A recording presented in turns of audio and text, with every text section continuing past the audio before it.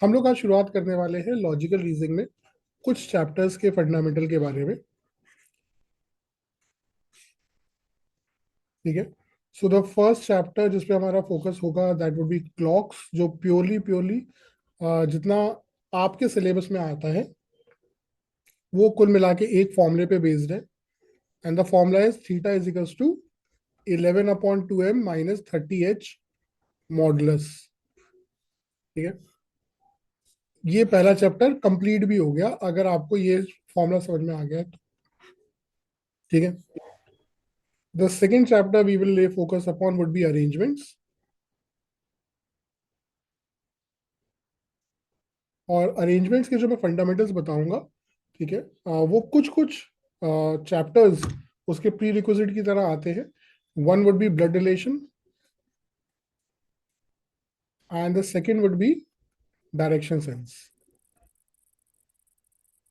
जब आपको ये दोनों चैप्टर्स आते होंगे तो आप ऑलरेडी काफी कुछ कर चुके होंगे। तो ये दो चैप्टर्स वैसे मैं पूछना चाहता हूँ just, blood relation direction sense आप लोगों के साथ हो चुका है, अभी नहीं हुआ है?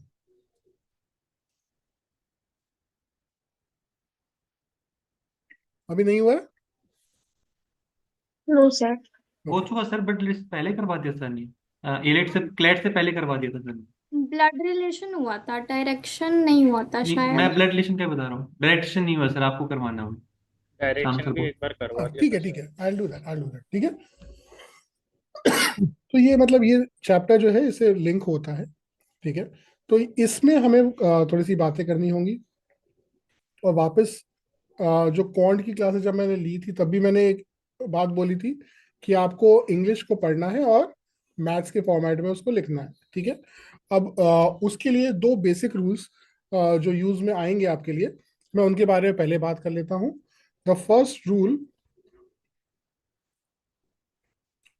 Will be the rule of then, by, as, with respect to, related to, from, और ऐसे ही एक आध दो वर्ड्स और होंगे शायद। ठीक है।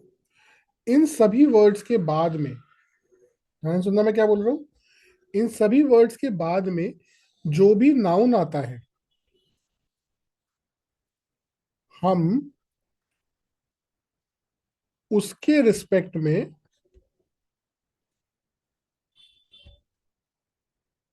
बात करते हैं। हम क्या करते हैं? हम उसके रिस्पेक्ट में बात करते हैं। उसके रिस्पेक्ट में बात करने का मतलब क्या होता है, तो वो बताने के लिए मैं ये दो चैप्टर्स और अरेंजमेंट्स, इन तीनों का एग्जाम्पल लूंगा आपके लिए। ठीक है।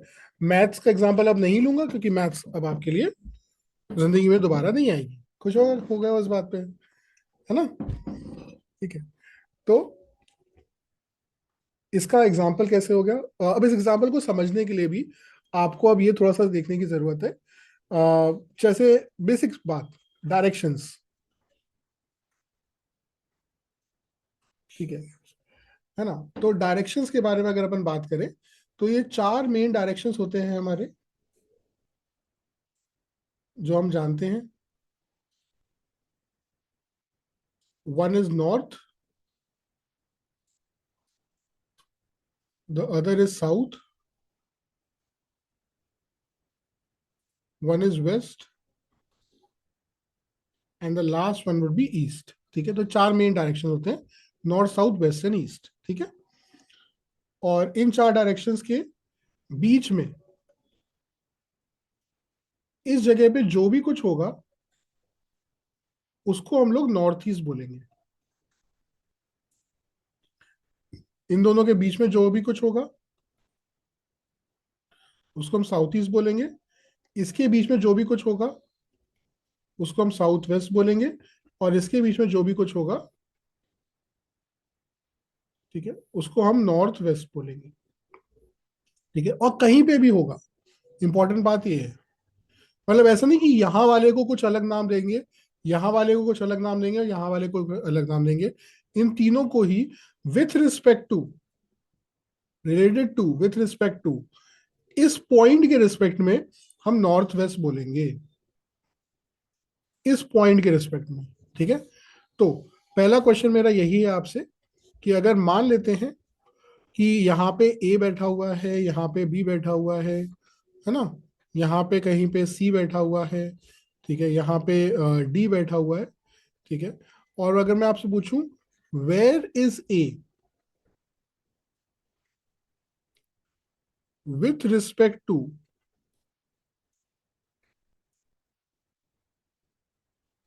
बी, या मैं पूछूं what is the direction of A,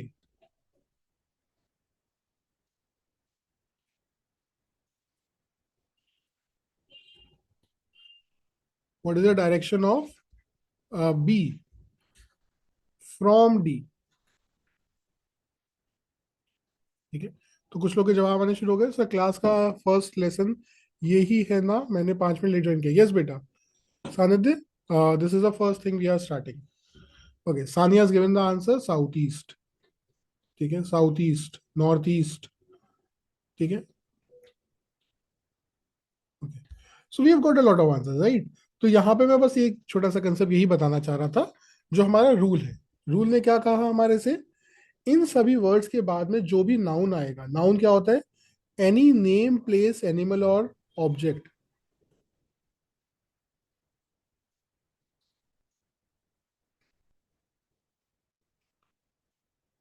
name place animal thing object को हम लोग नाउन बोलते हैं। ठीक है, या नाउन को रिप्लेस करता हुआ कभी अगर प्रोनाउन भी आ जाए तो उसको भी हम लोग लेंगे, यूज करेंगे। But yes here where is A with respect to B, तो विथ रिस्पेक्ट टू के बाद में जो नाउन आया वो नाउन था बी। तो in the chapter of directions, इस रूल का मतलब क्या होगा, इस रूल का मतलब होगा हम जो भी वो नाउन होगा, हम उस नाउन के ऊपर बैठ के देखेंगे।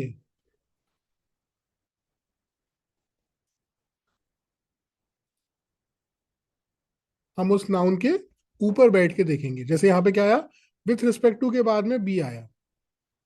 ठीक है, तो हम लोग बी के ऊपर बैठे, और बी के ऊपर बैठ के हमने किसको देखा, ए को देखा। ठीक है, तो विथ रिस्पेक्ट टू बी, इस नाउन की रिस्पेक्ट में ये साउथ है और ये ईस्ट है, तो मेरा इसका आंसर साउथ ईस्ट हो जाएगा। समझ में आया बेटा? And the logic of this formula भी समझ में आया होगा आपको। ठीक है, नेक्स्ट का क्वेश्चन का आंसर बता दो मेरे को, क्या आ रहा है।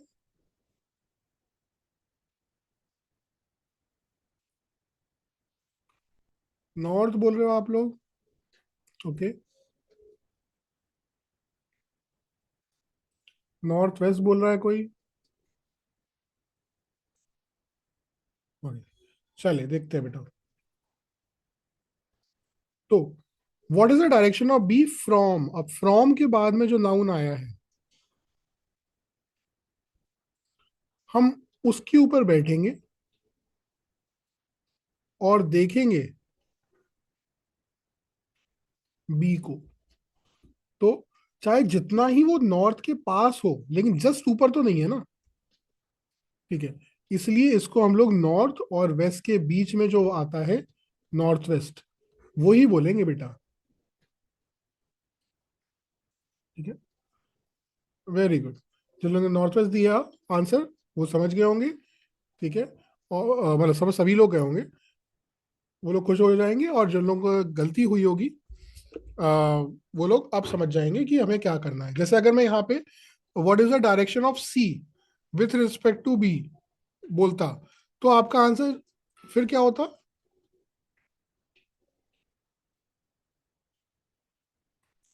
अगर मैं direction of C with respect to B बोलता बेटा, direction of C with respect to B, तो अब ये क्योंकि एक दूसरे के विथ रिस्पेक्ट टू बी के बाद में तो बी है, तो इसके एकदम सीधे में है ना ये। यस, ठीक है, तो यस आप लोग का जो आंसर आया है वो बिल्कुल सही है। Answer will be east only. ठीक है, यहाँ पे हम लोग नहीं देखेंगे कुछ कितना लेफ्ट कितना राइट। ठीक है, that is the logic which I wanted to discuss with you. ठीक है, तो ये पहला रूल का इम्प्लीमेंटेशन सब बताएंगे बेटा डायरेक्शंस में, टेंशन मत लो आप। ठीक है, सब कुछ विल बी डिस्कस्ड। ठीक है, आप लोग को पता नहीं होगा लेकिन डायरेक्शंस मेरी जिंदगी का पहला पीपीटी थी जो मैंने बनाई थी। जब मैंने पढ़ाना शुरू किया था तो मैंने सबसे पहले डायरेक्शंस की पीपीटी बनाई थी, वो आज भी है मेरे पास, आज भी उसी से पढ़ाता हूँ मैं।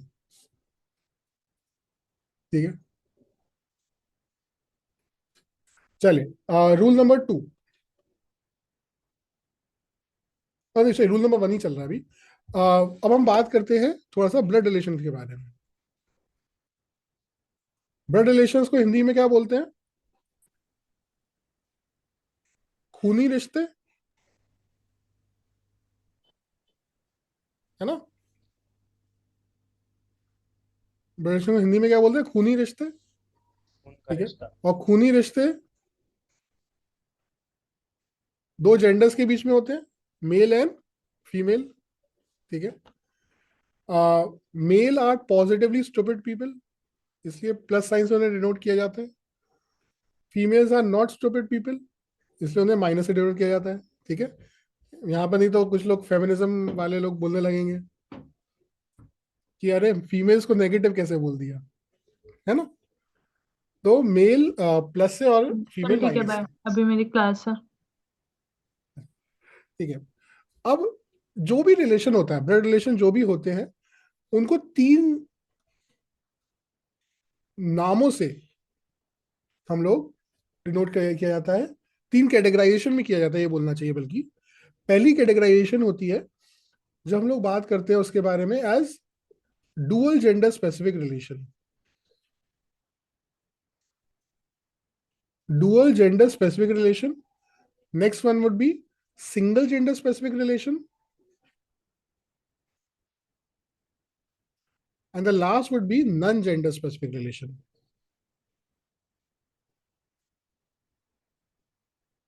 ठीक है, अब डुअल जेंडर स्पेसिफिक रिलेशन का मतलब क्या है? ये वो रिश्ते होते हैं जिनका सेंटेंस सुनते साथ ही आप दोनों ही लोगों के जेंडर के बारे में बिना किसी डाउट के स्ट्रेट फॉरवर्ड जवाब दे पाओ। ठीक है, और ऐसा एक ही रिश्ता होता है and that is husband and wife का। ठीक है, अगर किसी ने बोला A is the husband of B, ठीक है, या किसी ने बोला B is the owner of, I mean sorry, wife of C, wife of A, है ना? तो ए इज द हस्बैंड बोला है उसने, तो ए इज द हस्बैंड, तो मेल हो गया। तो अगर ए मेल हो गया तो बी फीमेल हो गई। ठीक है, B is the wife of A, तो बी अगर वाइफ हो गई तो अपने आप हस्बैंड ए हो गया। ठीक है, ये सारे ही सेक्शन 370 और 377 जो भी था वो उसके पहले की सारी बातें हैं। ठीक है, तो लॉजिकल रीजनिंग में अभी भी ऐसा ही चल रहा है। ठीक है, तो इकलौता एक रिलेशनशिप जो डुअल जेंडर स्पेसिफिक होता है उसको हम लोग बोलते हैं हस्बैंड एंड वाइफ का। इसी वजह से जब भी हस्बैंड वाइफ का रिलेशनशिप आप डिनोट करने की कोशिश करो उसको 2 लाइन से डिनोट किया जाता है, इस तरीके की 2 लाइंस। ठीक है, that is the reason we denoted by this sign. ठीक है, सिंगल जेंडर स्पेसिफिक। ठीक है, सिंगल जेंडर स्पेसिफिक मतलब, सिंगल जेंडर स्पेसिफिक मतलब जिसका एक ही जेंडर का रिलेशनशिप आप बता पाओ एंड मैक्सिमम रिलेशनशिप इसी उसमें आते हैं। ठीक है, जैसे उसने बोल दिया A is the brother of B, तो ए तो ब्रदर है, ए तो ब्रदर हो गया, लेकिन बी ब्रदर भी हो सकता है सिस्टर भी हो सकता है ना। ठीक है, उसने बोला A is the brother of सी, कर देते हैं नाम चेंज कर देते हैं दूसरा तो कम से कम। तो उसने बोला ए ब्रदर है, ठीक है, but she can be male और फीमेल बोथ ना, इसीलिए हम सिर्फ एक का जेंडर एक्सप्लेन कर पा रहे हैं, डिसाइफर कर पा रहे हैं, निकाल पा रहे हैं, इसलिए इन रिलेशनशिप्स को हम लोग सिंगल जेंडर स्पेसिफिक बोलते हैं। ठीक है, ऐसे ही सिस्टर ऑफ, है ना, uncle of, aunt of, nephew of, niece of, ठीक है, फादर ऑफ, मदर ऑफ, ठीक है, फादर के साथ में इन लॉज जुड़ जाता है, mother in law, brother in law, sister in law, ठीक है, इनके साथ में भी इन लॉज जुड़ जाता है, ग्रैंड फादर, ग्रैंड मदर,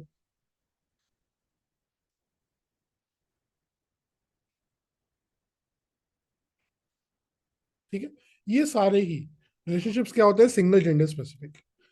तो फिर नॉन जेंडर स्पेसिफिक कैसे रिलेशनशिप्स होंगे, ऐसे रिलेशनशिप्स जिनके बारे में आप दोनों का ही जेंडर स्पेसिफाई ना कर पाओ, कि P is the cousin of Q. अब भाई कजिन तो ब्रदर भी हो सकता है, कजिन सिस्टर भी हो सकती है, ठीक है, तो यहाँ पे पी मेल और फीमेल कुछ भी हो सकता है, मेल और फीमेल कुछ भी हो सकता है, ठीक है। ऐसा ही एक रिलेशनशिप होता है स्पाउस, जिसको बोलते हैं, ठीक है ना। तो अगर बोलूं X is the spouse of Y, ठीक है ना, या मैं बोलूं N is the spouse of S, ठीक है।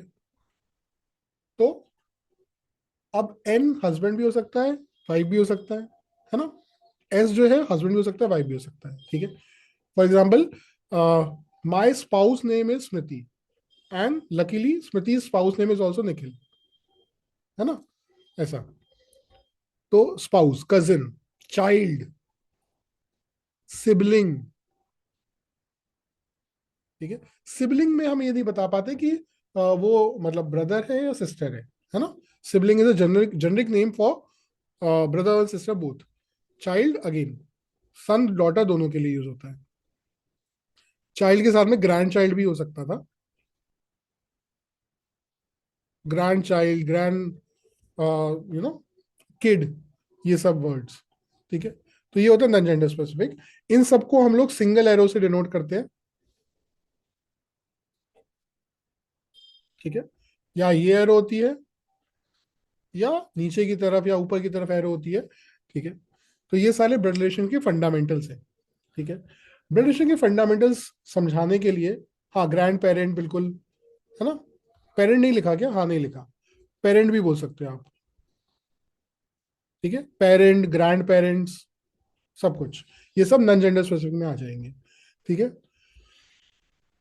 हाँ बेटा, फैमिली टीवी बना के दिखाएंगे अभी, मनीष टेंशन नहीं लो, ठीक है। चलो, अच्छा ये तो क्वेश्चंस आ गए थे, ये यहां तक की कहानी सबको क्लियर हो गई, ठीक है। अब हम आ जाते हैं, पहले इस एग्जाम्पल को समझ लेते हैं, रूल वन में हाउ इज दिस यूज्ड, ठीक है। जैसे मैंने बोला कि एक बच्चा है, ठीक है, बच्चा छोड़ो, एक शाहरुख खान है, गौरी उसकी वाइफ हो गई,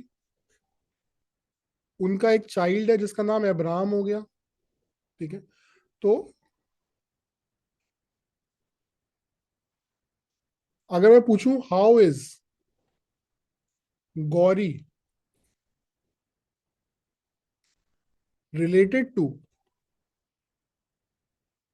अब्राहम,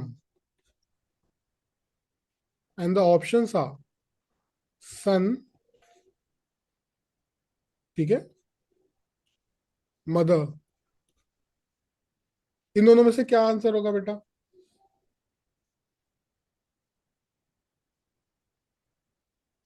ठीक है। तो जैसे हमारा ब्लड डायरेक्शन सेंस में रूल था, अच्छा वो रब हो गया, डायरेक्शन सेंस में हमारा रूल था कि हम उसके ऊपर बैठ के देखते हैं, ठीक है। तो यहाँ पे आप गौरी के ऊपर बैठने नहीं लगोगे, ठीक है, आप गौरी से पूछोगे, ठीक है। तो ब्लड रिलेशन के चैप्टर में हम उससे पूछते हैं कि वो फर्स्ट पर्सन को क्या बुलाएगा या बुलाएगी। ठीक है। तो related to, with respect to, related to के बाद में जो नाउन आया दैट वाज अब्राहम। तो हम अब्राहम से पूछेंगे कि वो गौरी को क्या बुलाएगा, तो वो गौरी को मदर बुलाएगा। अंडरस्टूड बेटा?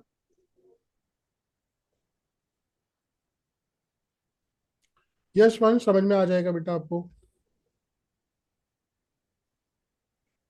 ठीक है, इसमें कोई डाउट? तो रूल नंबर 1 का इम्प्लीमेंटेशन हमने आपको करके दिखाया। अब ब्लड रिलेशन के लिए जैसे कौन बोला था अभी, मनीष बोला था कि भैया फैमिली ट्री बना के दिखाओ। ठीक है, तो मान लेते हैं A is the husband of B. ठीक है, A and B have two children C and D and both are boys. ठीक है, ए की एक सिस्टर है, उसका नाम है ई, तो हम फीमेल लिखेंगे। बी का एक ब्रदर है एफ, और एक सिस्टर भी है जी।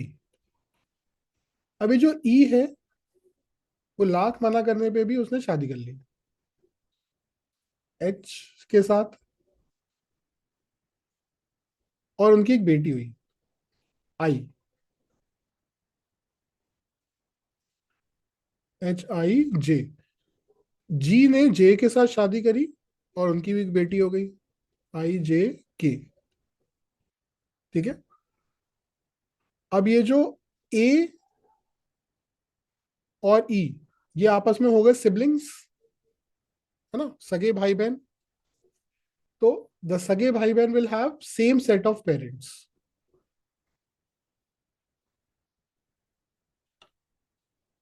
एल और एम।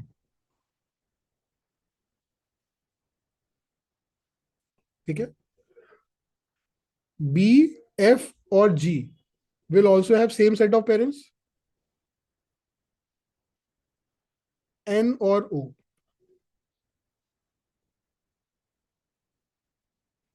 ठीक है, अब ये जो एच था उसके भी दो ब्रदर हैं, पी एन क्यू।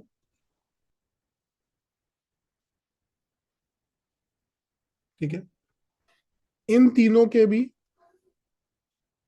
एक सेट ऑफ पेरेंट्स है,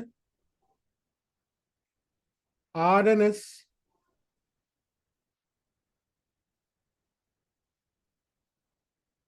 ठीक है, ये बेटी थी। ठीक है, एफ एन जी कौन थे? F N G, F N G बेटा बी के ब्रदर एंड सिस्टर हो गए एफ, ब्रदर हो गया एफ, जी हो गई सिस्टर। ठीक है, ठीक है। अब जैसे ए हो गया मैं खुद निखिल, ठीक है, बी हो गई मेरी वाइफ स्मृति, एफ हो गया उसका भाई अक्कू, और जी हो गई उसकी सिस्टर मोना, जे हो गया कपिल, उसका हस्बैंड मोना का। ठीक है, के हो गई क्यारा। ठीक है, सी हो गया मेरा एक बेटा जिसका नाम निक्षय है, और डी हो गया मेरा दूसरा बेटा जिसका नाम श्रविल है। ठीक है, ये हो गए मेरे पापा, ये हो गई मेरी मम्मी। ठीक है, जो स्मृति के पेरेंट्स थे वो मेरी शादी के लिए मना कर रहे थे, नो कर रहे थे, तो वो हो गए NO। ठीक है, ये मेरे हो गए फादर इन लॉ। मतलब हम ये बोलना चाह रहे हैं कि अगर A and B are the main family जिसके बारे में बात हो रही है, so ABCD would be the main nuclear family जिसके रिस्पेक्ट में सारी बातें हो रही हैं। ठीक है, so this would be the mother in law.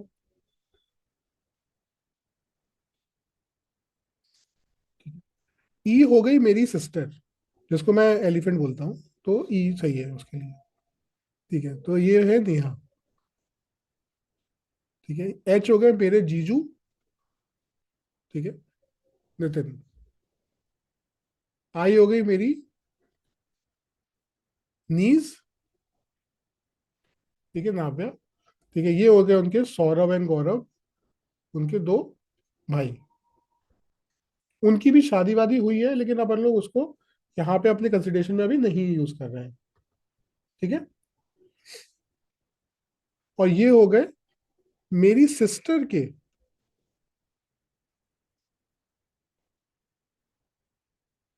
है ना father and mother in laws.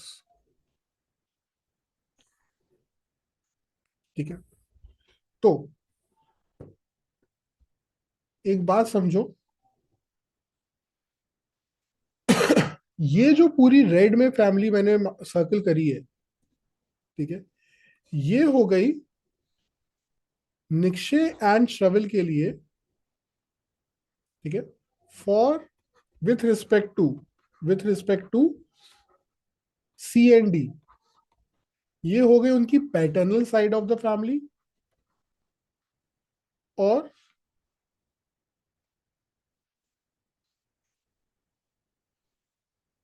ये हो गई निक्षय एंड श्रवल के हिसाब से maternal side of the family.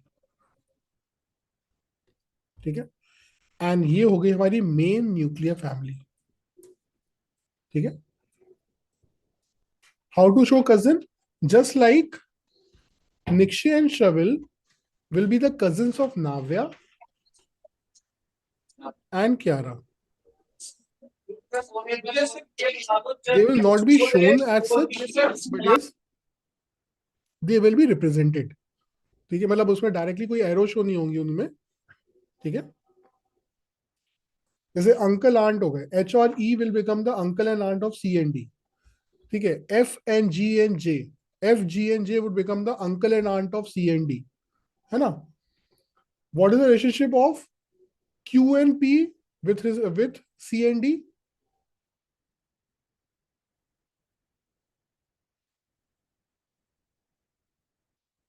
Q and P with C and D. What would be the relationship of Q and P with C and D?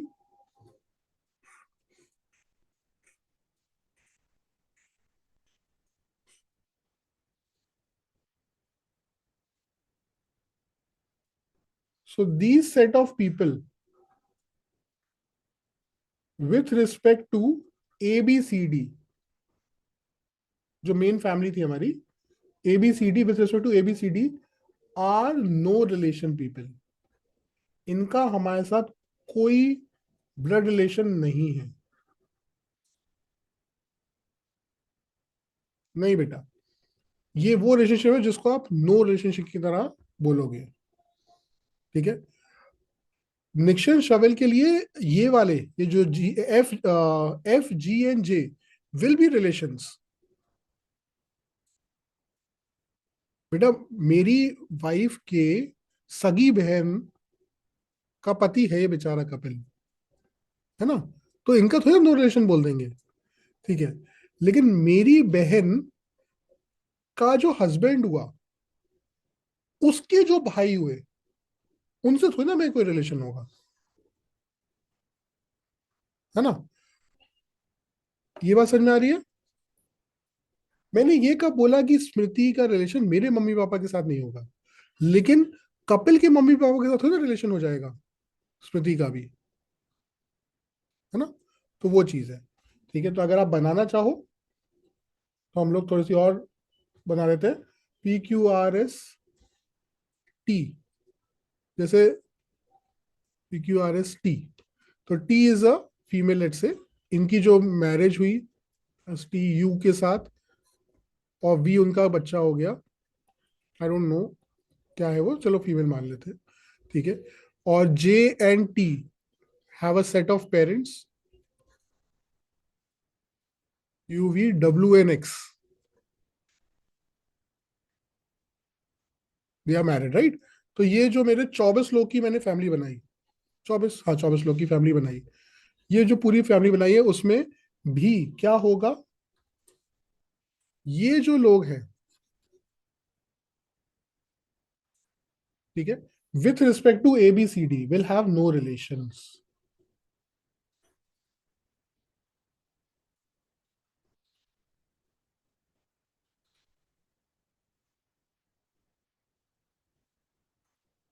ये बात समझ में आ गई बेटा? ठीक है, तो फंडामेंटल वाइज अगर आप फैमिली ट्री समझ गए, भैया नेफ्यू नीज अंकल आंट कौन है, ठीक है बिल्कुल बताते हैं। ठीक है, तो अगर मैं आपसे पूछूं बेटा what is the relation of, या ये बोलूं how is H related to B, how is G related to C, how is I related to A, ठीक है। तो यहाँ पे related to के बाद में जो नाउन आता है B, हम B से पूछेंगे, हम स्मृति से पूछेंगे कि वो H को क्या बुलाएगी, हम स्मृति से पूछेंगे कि वो H को क्या बुलाएगी, ठीक है। तो ब्रदर इन लॉ बुलाएगी, बिल्कुल सही बात है ना। तो she will be calling her him, sorry, brother in law. How is G rated to C? How is G rated to C? तो रेटेड टू के बाद में क्योंकि C आया तो हमने C से पूछा, हमने निक्षय से पूछा कि वो G को क्या बुलाएगी, बुलाएगा। सो वो उनको आंट बुलाएगा, ठीक है। रेटेड टू के बाद में C आया ना बेटा, तो जब आप नीचे से ऊपर जा रहे हो तो अंकल आंट वाला रिलेशनशिप होगा ना। हम ऊपर से नीचे आ रहे होते तो अलग होता। How is I rated to A? How is I rated to A? ठीक है, तो हमने A से पूछा कि वो I को क्या बुलाएगा, A से पूछा कि वो I को क्या बुलाएगा, तो वो उसको, क्योंकि I फीमेल है तो वो उसको नीज बुलाएगा, ठीक है। देखो हमने जब बचपन में पढ़ना शुरू किया था तो हम लोग ने कैसे पढ़ना शुरू किया था, मतलब ये वाला नीज और नेफ्यू में हम कैसे एक डिस्टिंग्विश करते थे कि गर्ल्स आर नाइस तो नीज, मतलब नीज होगी female, only few boys are good तो फ्यू मतलब नेफ्यू मेल, ठीक है।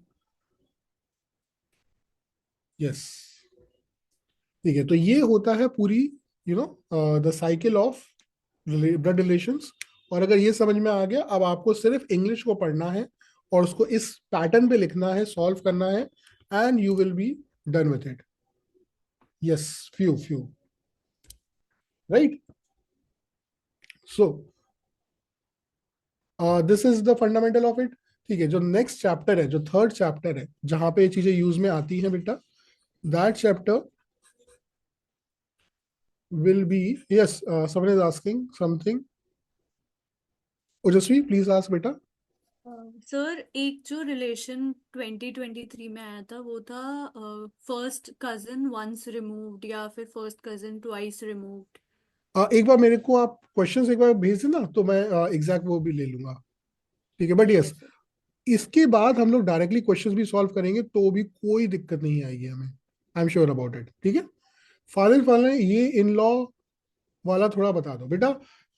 इन लॉज कहाँ पे आ जाता है, जैसे when A and B got married, ठीक है, तो A के पेरेंट्स, है ना, A के पेरेंट्स B के हो गए mother in law, father in law, और A के sibling Neha becomes the sister in law of B, and similarly H हो गया, क्योंकि ए का, क्योंकि ई गॉट मैरिड टू एच, तो ई का जो ब्रदर हो गया दैट इज मी, ठीक है, Nikhil, Nikhil becomes the brother in law of H, ठीक है। सिमिलरली बी के जो सिबलिंग्स हैं एफ एंड जी, ठीक है, वो सब हो गए निखिल के लिए कौन, brother in law and sister in law, ठीक है। और बी और जे का कैसा रिलेशनशिप हो गया, क्योंकि बी की सिस्टर का हस्बैंड है वो, तो वो उसका भी ब्रदर इन लॉ हो गया, एंड क्योंकि वो बी का ब्रदर इन लॉ हो गया इसलिए ए भी उसको ब्रदर इन लॉ बोलने लगेगा, ठीक है। और क्यारा बिकम्स द, अब देखो यहाँ पे जो कज वो होते हैं नेफ्यू और नीज होता है, उसमें जनरली इन लॉ वर्ड आप नहीं सुनते, ठीक है। आना वहां पे भी चाहिए, जैसे for me, for Nikhil, Kiara should be my मैं नीज कहा इन लॉ, तवे वाली तेनू दे दा लेकिन अब उसको नीज ही कि बोल मैं देते हैं, ठहर के खानी है कि तवे वाली तेनू दे दा पहला। ठीक है। वैसे ही स्मृति के लिए Navya would become knees in law, but वैसा हम बोलते नहीं है, ठीक है। हम उसको नीज ही बोल देते हैं या नेफ्यू ही बोल देते हैं, ठीक है। एनी डाउट्स बेटा?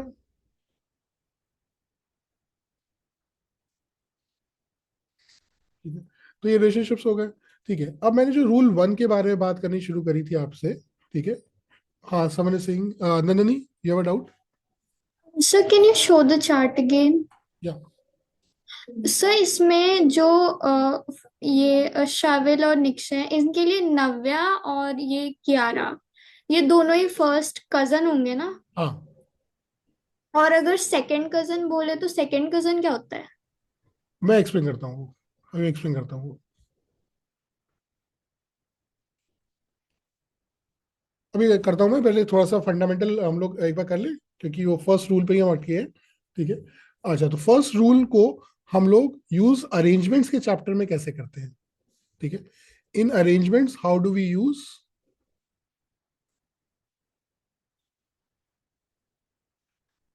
in arrangements how do we use the concept of what, this concept of के बाद देन के बाद वाला, ठीक है। जो अगर मैं बोलूं A is to the left of B, ठीक है, या B sits 2 places to the right of C, ठीक है। तो ऑफ के बाद में जो नाउन आया सी, उसको हम पहले प्लेस करेंगे, ऑफ के बाद में जो नाउन आया बी, हम उसको पहले प्लेस करेंगे। फिर हम देखेंगे डायरेक्शन, तो बी का लेफ्ट ये हो गया, ठीक है, तो बी का लेफ्ट ये हो गया, और इसके लेफ्ट में कौन है, ए है। अब इस बात के मल्टीपल इंटरप्रिटेशन निकल सकते हैं कि बी के जस्ट बाजू में ए बैठा है, बी से 1 प्लेस छोड़ के ए बैठा है, बी से 2 प्लेस छोड़ के ए बैठा है, बी के 3 प्लेस छोड़ के बैठा है, सो ऑन, ठीक है। B sits 2 places to the right of C, तो सबसे पहले हमने सी को प्लेस किया, और अब इसका आंसर क्या होगा, ये आंसर होगा बी सी आजू बाजू, B space C, C space B, B space space C, या C space space B. Can you tell मी?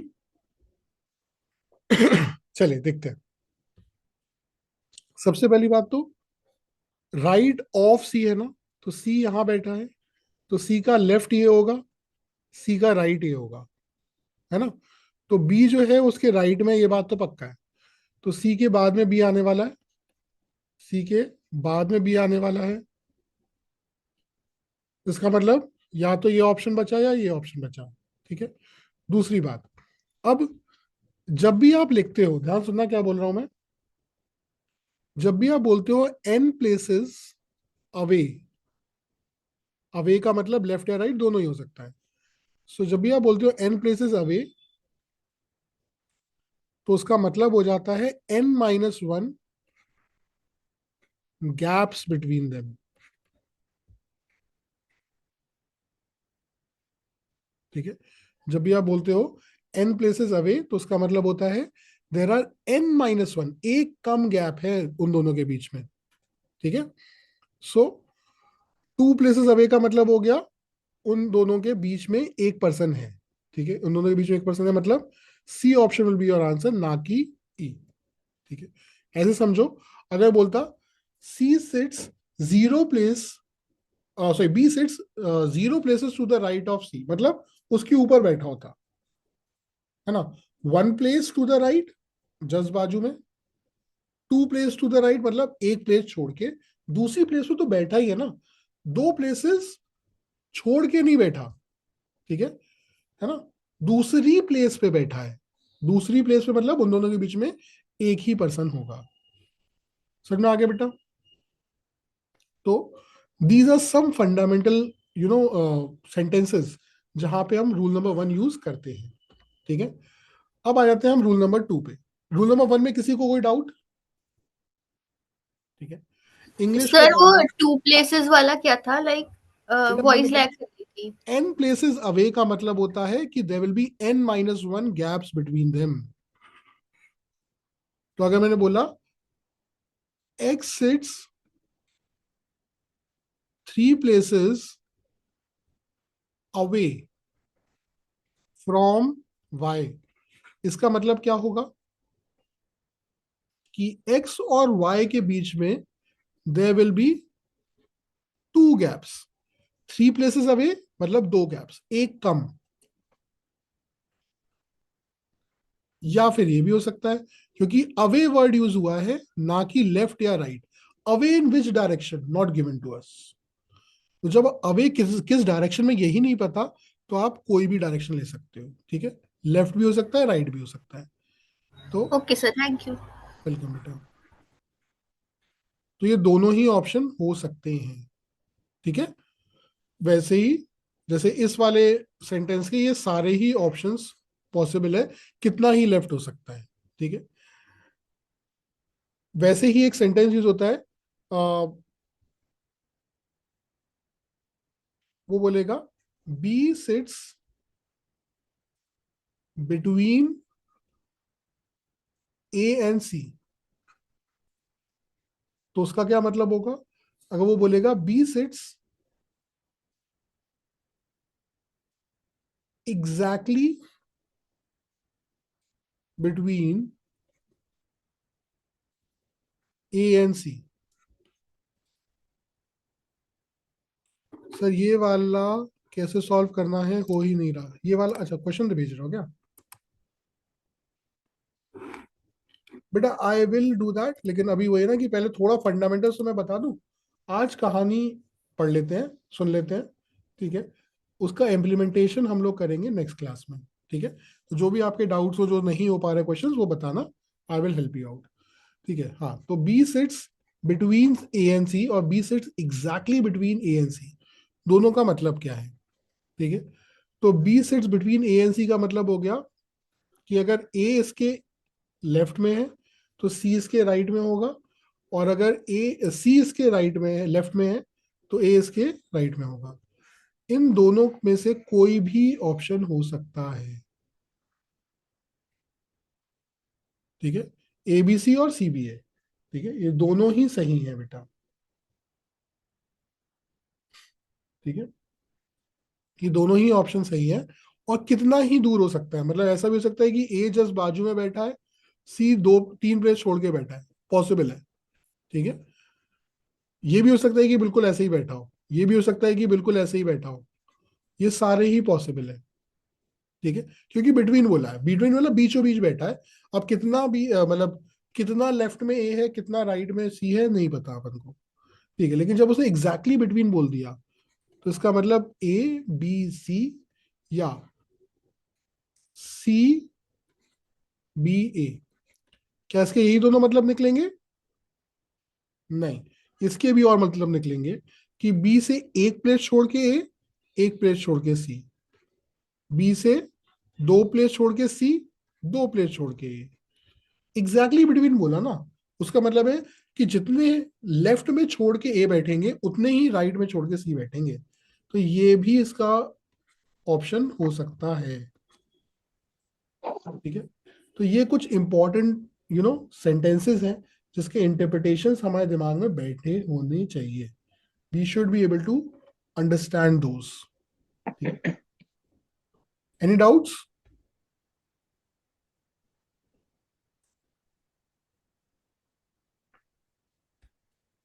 चले, अब आते हैं हम लोग rule number 2। Rule number 2 is the rule of conjunctions. What are conjunctions?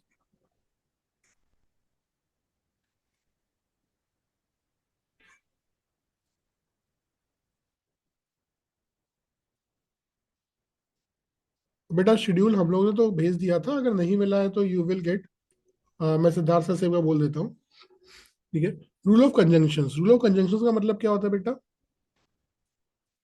Conjunctions क्या होते हैं? Conjunctions are joining words. ठीक है, ऐसे वर्ड जो दो सेंटेंस को जोड़ने का काम करते हैं उसको हम क्या बोलते हैं? कंजंक्शन बोलते हैं। जैसे मैं बोलूं A is the brother of B and owns an Audi. ठीक है, एक्स इज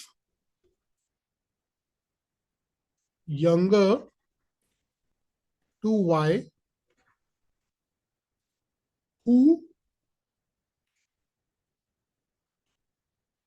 teaches maths।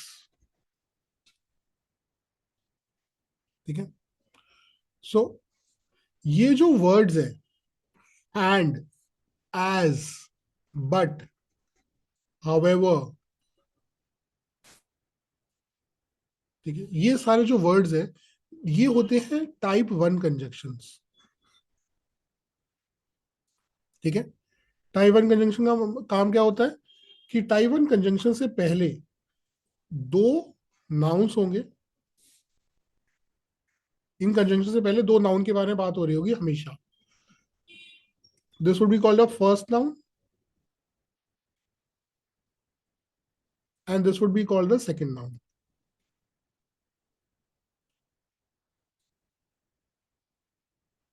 ठीक है, सिमिलरली टाइप 2 कंजंक्शंस के भी पहले जो बातें हो रही होंगी वो होगी, एक होएगा मेरा फर्स्ट नाउन और ये हो जाएगा मेरा सेकंड नाउन। बट इंपॉर्टेंट बात क्या है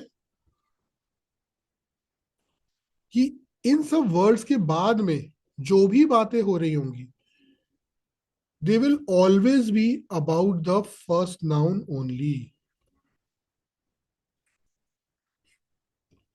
और डब्ल्यू कंजंक्शंस के बाद जो भी बातें हो रही होंगी they will always be about the second noun.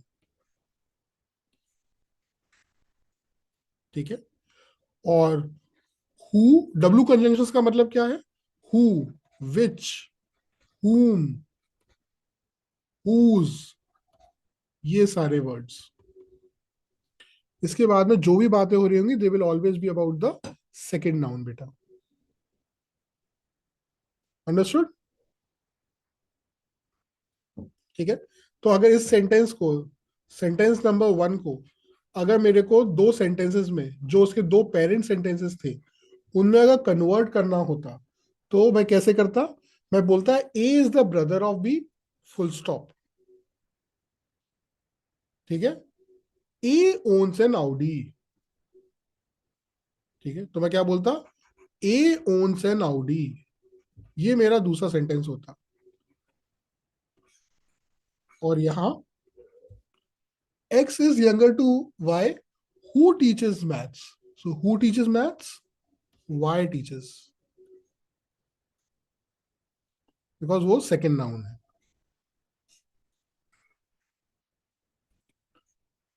Is it understood? ठीक है, तो ये हमारे फंडामेंटल्स होते हैं ऑफ लॉजिकल रीजनिंग। ठीक है, नेक्स्ट अब हम बात करते हैं आपके साथ इन टाइप के क्वेश्चंस के बारे में। ठीक है, तो वो जो मैंने आपको क्लैट के एग्जाम के एक दिन पहले जो 2 सेंटेंस बोले थे। पहला सेंटेंस बोला था इंग्लिश को पढ़ना है और उसको लॉजिकल फॉर्मेट में या मैथ्स के फॉर्मेट में लिखना है। आयलेट में भी बोलूंगा इंग्लिश को पढ़ना है, उसको लॉजिकल फॉर्मेट में लिखना है और उसका स्केलेटन बनाना है। इन क्वेश्चंस में आपको बनाना है उसका ढांचा, स्केलेटन, जैसे हम लोग मैथ्स के क्वेश्चंस का बनाते थे। दूसरी बात मैंने आपसे बोली थी, क्या बोली थी? दूसरी बात क्या बोली थी? भूल गए, चलो ठीक है। ठीक है, दूसरी बात जो भी बोली थी फिर से याद आएगी तो बताएंगे। ठीक है, लेकिन यहाँ यहाँ पे स्केलेटन जब आप बना रहे होगे तो उसके बाद आपका स्टेप बाय स्टेप प्रोसीजर होगा कि पहले आपको सिर्फ पॉजिटिव स्टेटमेंट्स को देखना है। पहले सारी पॉजिटिव स्टेटमेंट्स अपने जो भी मतलब स्केलेटन बना है उसमें फ्रेम कर लो। ठीक है,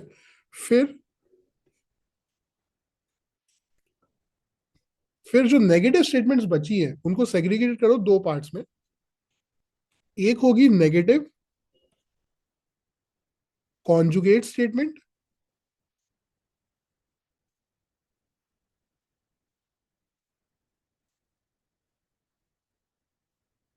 और दूसरी होगी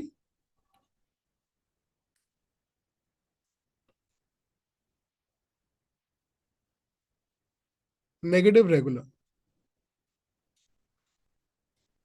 ठीक है, तो सबसे पहले सारी पॉजिटिव स्टेटमेंट्स को फिल करो, फिर ढूंढो कि कौन सी नेगेटिव कॉन्जुगेट स्टेटमेंट है और फिर देखो जो बची हुई नेगेटिव रेगुलर स्टेटमेंट्स है उनको भी लिख लो।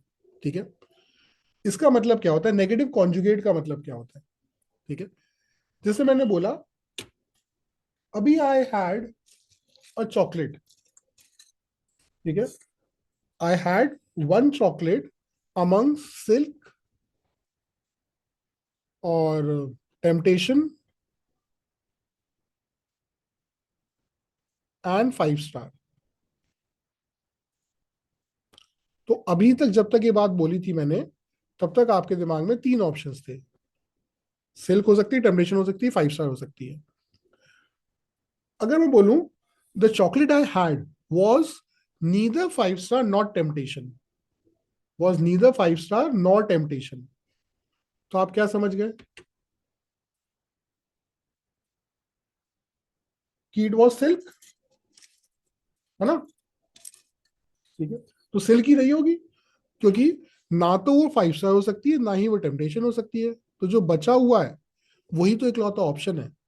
तो सुनने में ये बात नेगेटिव थी लेकिन क्या थी एक्चुअली में, it is giving you the solution ना, इसीलिए आपका आंसर हो जाएगा सिल्क। ठीक है,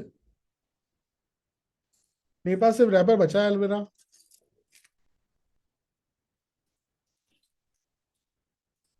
ठीक है, खा लो चॉकलेट, मेरी तरफ से खा लेना। ठीक है, मतलब मेरी तरफ से खा लेना मतलब I will pay also for that if you want. ठीक है, वैसा। ठीक है, तो पॉजिटिव, नेगेटिव कॉन्जुगेट है, negative regular, so these are 3 kinds of statement और इसी पैटर्न पे चलना होता है। So let me show you how to make the skeleton and how to solve such questions. ठीक है, तो ये उसने नाम बताए, ये कुछ नाम है।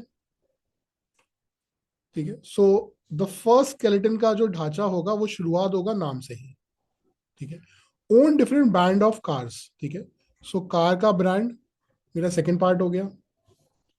ठीक है, वो हो गया यहां से लेकर यहां तक की कहानी, not necessarily in the given order. ठीक है, इस ऑर्डर में नहीं है, किसी भी और ऑर्डर में हो सकते हैं। ईच ऑफ द 7, तो यहाँ पे 7 लोग होंगे। या तो मैं नाम काउंट करता तब पता चलता, लेकिन मैंने देखा कि भाई ऑलरेडी उसने एक स्टेटमेंट में गिवन है तो अच्छी बात है मेरे लिए। तो मेरा स्केलेटन कैसा दिखेगा, एक लाइन, दूसरी लाइन, तीसरी लाइन, चौथी लाइन, पांचवी लाइन और छठी लाइन। 6 लाइनें बनाऊंगा तो अपने आप 7 लोगों का नाम लिखने की जगह बन जाएगी मेरे पास, 1 2 3 4 5 6 7। ठीक है, कार आ गया, कार का ब्रांड यहाँ पे लिखूंगा मैं और आखिरी में लिख दूंगा मैं वो स्पोर्ट कौन सा खेलते हैं। बट यहाँ पे स्पोर्ट है सिर्फ 3, ठीक है, तो 7 नाम है, 7 कार भी होंगी, लेकिन स्पोर्ट है सिर्फ 3 ही। So tennis, badminton and cricket are the only 3 sports, ठीक है। तो इसका मतलब एक से ज्यादा लोग एक पर्टिकुलर स्पोर्ट को खेलते होंगे, यस ऑब्वियसली, ठीक है। ये यहां से लेकर यहां तक पढ़ने पे मेरा ये बन जाना चाहिए, और वेट मत करो कि पूरा क्वेश्चन कब खत्म होगा, तब मैं बनाना शुरू करूंगा। जैसा जैसा बोलता जाए वैसा वैसा कुछ तो लिखना शुरू कर ही दो, ठीक है ना। अब उसने बोला mic owns a Ford,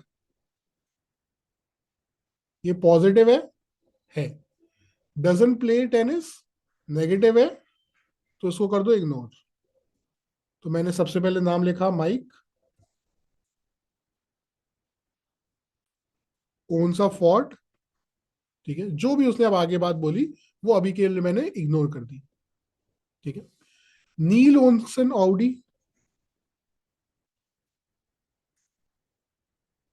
and plays tennis, तो बस बढ़िया, टेनिस का एक बंदा मिल गया मुझे। सलीम डजंट प्ले टेनिस, ये पूरी ही स्टेटमेंट नेगेटिव है, तो पूरी ही स्टेटमेंट को इग्नोर कर दो। Jack doesn't own a Toyota, इसको भी इग्नोर कर दो। Krish is the only badminton player apart from Jack, तो हमें क्या क्या पता चला कि Krish and Jack are the 2 badminton players.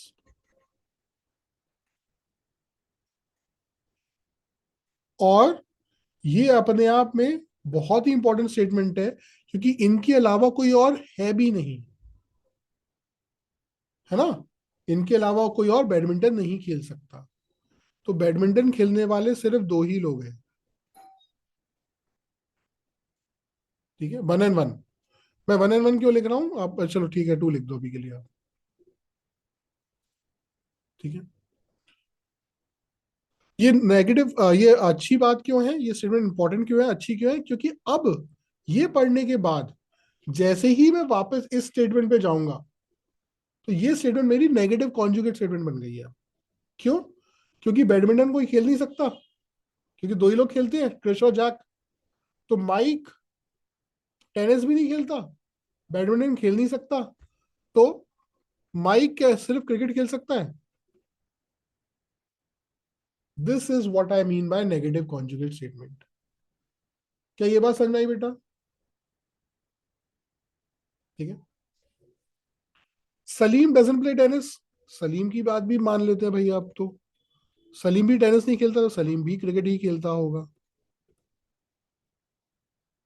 ठीक है।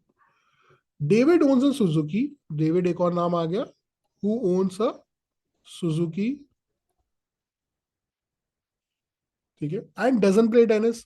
अब इवन दो ये स्टेटमेंट और नेगेटिव कॉन्जुगेट नेगेटिव है, लेकिन हम इसको नेगेटिव कॉन्जुगेट को साथ ही साथ लिख भी सकते हैं, ठीक है, क्योंकि अगर डेविड भी वो नहीं खेलता तो क्रिकेट ही बचा। Neither the Jaguar owner nor the BMW owner place cricket, इस पे वापस आएंगे, अभी इसको इग्नोर कर देते हैं क्योंकि नेगेटिव है।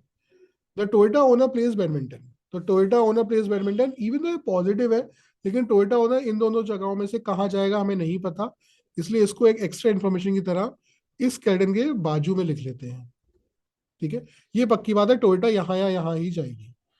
Bob doesn't own a BMW, तो ये भी क्या हो गई, नेगेटिव हो गई, तो इसको भी हमने कर दिया इग्नोर, ठीक है। अब उसने क्या बोला, जैक, अब वापस आते हैं हम नेगेटिव स्टेटमेंट्स पे, है ना। तो वापस नेगेटिव स्टेटमेंट पे आया तो बचा क्या, Jack doesn't own a Toyota, तो जैक के सामने टोयोटा नहीं आ सकती, टोयोटा इन दोनों जगहों पे ही जा सकती थी, तो जैक के सामने आ नहीं सकती, तो कहाँ जाएगी, यहीं जाएगी, है ना भाई, ठीक है।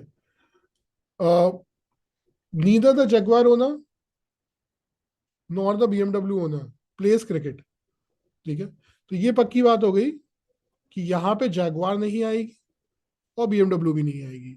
और कार्स बची कितनी थी, देखो होंडा बची थी, जैगवार बची है, आउडी हो चुकी है ना, सुजुकी हो चुकी है, डेविड के पास है, बीएमडब्ल्यू बची है, फोर्ड हो चुकी है, और टोयोटा भी हो चुकी है। तो हमारे पास कार तीन ही बची थी, होंडा, जैगवार, बीएमडब्ल्यू। और उसने बोल क्या दिया कि जैगवार और बीएमडब्ल्यू ओनर क्रिकेट नहीं खेलता। तो जब जैगवार और बीएमडब्ल्यू ओनर क्रिकेट नहीं खेलता तो बचा कौन? होंडा वाला, है ना? तीन ही कार बची थी ना बेटा, होंडा, जैगवार, बीएमडब्ल्यू बची थी। बीएमडब्ल्यू और जैगवार वाला क्रिकेट नहीं खेलता, तो इसका मतलब होंडा यही आएगा। समझ में आया? आखिरी नाम क्या बचा? बॉब, लिख लो। ठीक है, बॉब डजन ओना बीएमडब्ल्यू, तो इसका मतलब बीएमडब्ल्यू। अब बचा क्या? होंडा भी जाने के बाद होंडा भी चली गई, अब बचा क्या? जैगवार और बीएमडब्ल्यू बचा।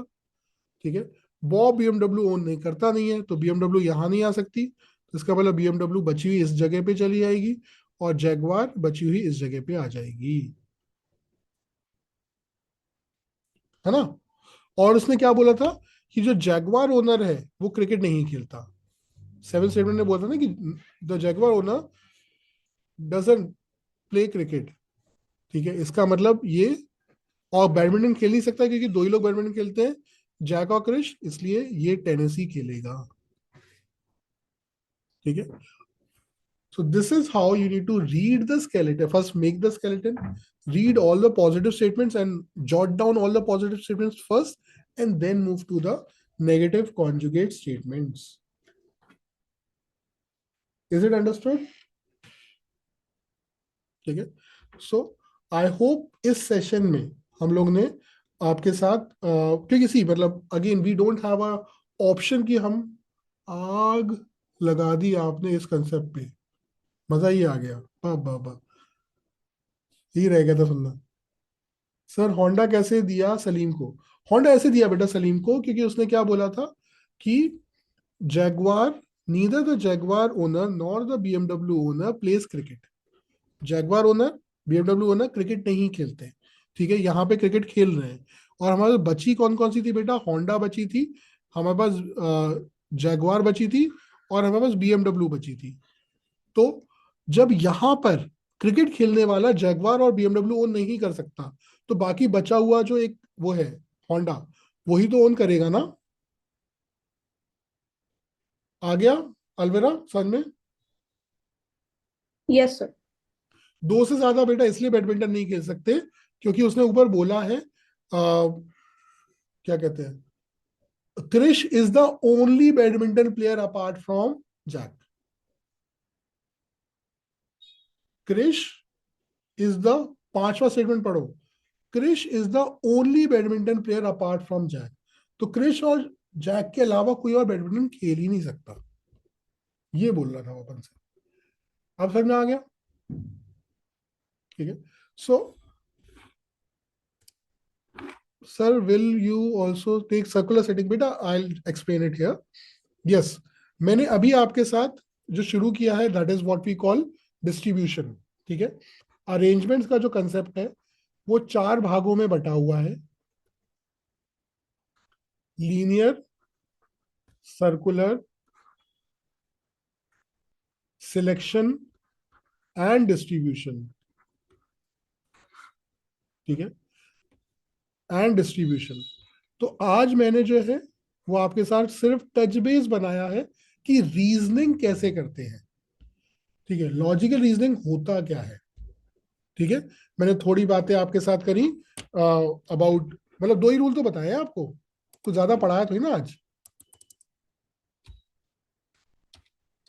ठीक है, हम लोग ने ज्यादा कुछ नहीं किया, हम लोग ने सिर्फ दो रूल बताए, और उस वो रूल्स आपके किस तरीके से इंग्लिश को टैबुलर फॉर्मेट में लिखने में आपकी हेल्प करते हैं वो मैंने समझाया।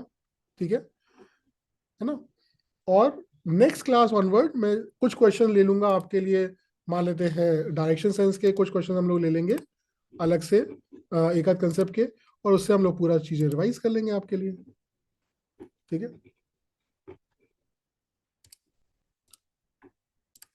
सो ये वो पहली पीपीटी थी जो मैंने अपनी जिंदगी की बनाई थी जब मैंने पढ़ाना शुरू किया था।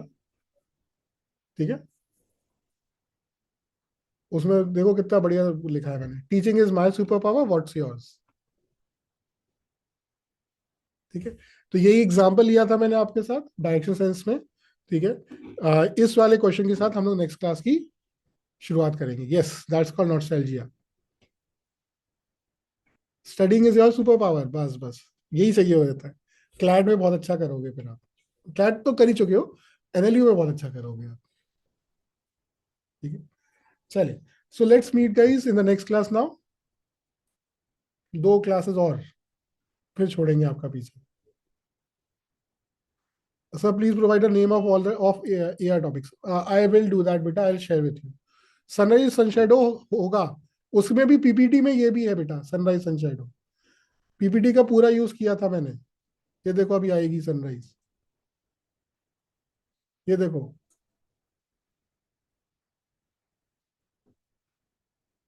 मॉर्निंग में सन कहाँ होता है उसके हिसाब से एक्सप्लेन करूंगा ये वाले क्वेश्चन. ठीक है, ये क्वेश्चन था. संडे मॉर्निंग में आनंद और Vikas were talking on the street facing each other.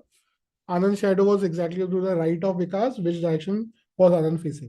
We'll do all these questions. Don't worry about it. Coverage पूरा हो चुका है. ठीक है. I will share with you the most important topics and the least important topics. All of that. ठीक है, चलिए आज इतना ही करते हैं बेटा. नेक्स्ट क्लास में मिलते हैं. ठीक है, कल. Thank you guys. हाँ सुमिता, बोलो बोलो. सर पूछ रही थी, सब अरेंजमेंट इसके बाद कराओगे क्योंकि अरेंजमेंट में बहुत प्रॉब्लम साथ आ रही साथ करेंगे अपन. है. ओके, सो सर्कुलर अरेंजमेंट में भी. लीनियर सर्कुलर सिलेक्शन डिस्ट्रीब्यूशन सब कराऊंगा मैं. Okay okay. ठीक है, सिटिंग अरेंजमेंट मेरा पार्ट है, मैं कराऊंगा वो पूरा आपको. ठीक है, क्लॉक्स भी मैं पढ़ाऊंगा आपको. ठीक है, चलिए. Okay, thank you sir. Welcome guys.